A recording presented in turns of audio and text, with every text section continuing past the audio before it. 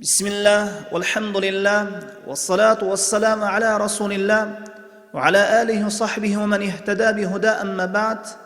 Al-hadithu at-tasi', 9. hadis. An Abi Hurairah radhiyallahu anhu qala an-nabiy sallallahu alayhi wa sallam, as-sa'i 'ala al-armalati wal-miskin kal-mujahid fi sabilillah aw al-qa'im al-layla as-sa'im an-nahara. Abu Hurayra radhiyallahu anhudan riwayat, Пайғамбар саллаллаху алейхи ва саллям айтты: "Жесір аялды жана кедей мискинди өз карамагына алган киши Аллахтын жолунда күрөшкөн киши сыяктуу. Же түнү ибадатта туруучу, күндүз орозо туткан киши сыяктуу." Бул хадисти имам Бухари рахимахулла риwayat кылган. Түшүндүрмө: бул хадисти туура түшүнүүбүз керек. Кээ бирлер кедей мискиндерге бир жолу жакшылык кылып койсо, чоң ажыр соопко жетиштим деп ойлойт. Аз гана амал кылып чоң ажыр сыйлыкка жетишүү аздан аз болот.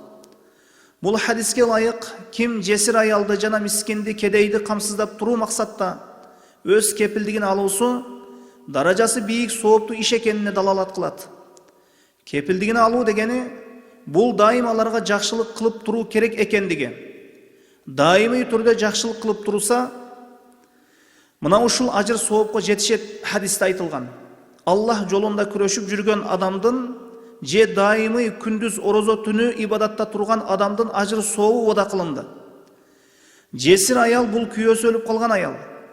Мискин өз муктаждыгын жетиштирип тоса албаган, камсыздай албаган адам.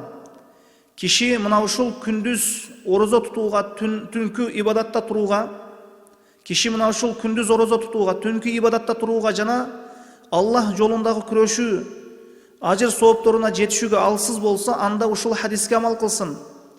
Кыямат күнү Аллах жолунда күрөшкөн шейттердин катарында тургус келсе, жесир аялга жана кедей мискиндерге жардамын берип, аларды камсыздап өз кепилдигин алсын. Аллах буйурса, кыямат күнү шейттердин катарында, же орозо тутуучулардын катарында, же түнкү ибадатта туруучулар менен бирге чогулат. Ар бир момун киши мына ушул хадисте айтылган фазилетке мүмкүнчүлүгү болушунча жеткенге аракет кылуусу керек. Жесир аялдарга жардам берүү, кедей мискиндерге жардам берүү, кепилдигин алуу менен шейттердин, орозо тутуучулардын, түнкү ибадатта туруучулардын даражасына чарчабай, эч бир күч сарп кылбай, машакат тартпай жетишет. Бул Аллахтын фазилети, кимге кааласа ошол пендесине сунат.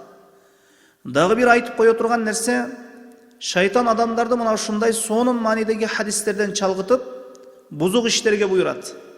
Кээ бир динден алыс, илимсиз жахилдер айтышат: жесир аялга барып туруу керек экен, сооп болот экен, зына деп эсептелбейт экен деп, зынаны жана шахваттарын арам жол менен кандырууну максат кылышат. Мындай сөз жана мындай ойдо жүрүү бузукулук, уят, жаман иш болуп саналат. Инсан күнөө иш жасап сооп талап кылса, сооп болот деп айтса, бул нерсени эч ким эжесине, апасына, кызына ара көрбөйт. Ошол жесир аялда бирөөнүн апасы, кызы, эжеси ар кимди өзүндөй көр. Аллаху алам.